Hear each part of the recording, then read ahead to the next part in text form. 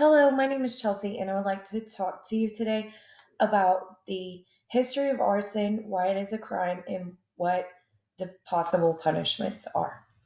The history of arson is the act of intentionally setting fire to property. It has been around for centuries.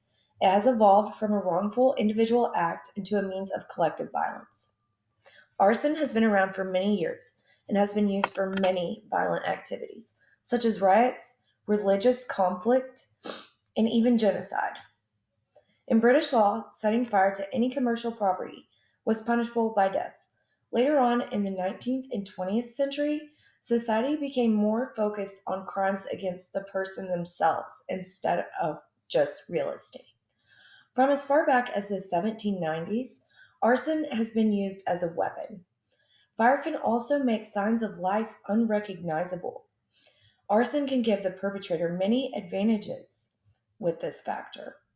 The degree of arson depends on the degree of the structure that was burned and the number of individuals involved and the date the arson may have been committed. This common law was vindicated to maintain the security of the habitation. Criminal intent is always something to consider, such as it is often an element of arson. Purpose is always something to take into consideration. Did the defendant in question purposely, intentionally, and willfully commit the crime of arson? Negligence is also something to consider, such as was the defendant using or smoking cigarettes? Another evidentiary component is malice. Did the defendant have a malicious motive to set fire to the property in question? Were there any inconsistencies in the fire chief's report? All of these facts must be carefully considered to determine, without a doubt, if arson occurred. Why is arson a crime?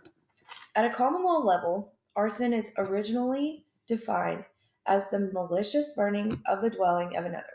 However, the legal definition may vary depending on the jurisdiction. Generally, in intentionally setting fire to a place people live is enough to constitute arson. Depending on the state the arson occurred or how the fire or explosion occurred or started should be taken into consideration as well. This is also a property crime that not only causes people to have to pay higher insurance rate due to arson, it is also used to defraud insurance companies as well and cover up valuable DNA evidence and even homicide in some cases. This property crime involves destruction of property, and sometimes arson victims may be subject to force and lifelong post traumatic stress disorder. Appropriate punishments for arson. There are many appropriate punishments for arson, yet they are dependent on how the fire occurred and whether or not any serious injuries or deaths occurred. Arson is a very serious crime that can have irreprehensible consequences for those that have been convicted. Some of these punishments may include restitution to the property owner or fire department involved, 1 year in county jail for misdemeanor arson, and 20 years for felony arson. Fines as well as a year sentence may be added for arson of personal property, such as a human body or human desecration. There are many types of illegal conduct that fall under state and federal law, and arson is one of them. According to federal law under United States Code Section 18, Chapter 5, Section 81, the maximum sentence for arson is 25 years in a federal penitentiary.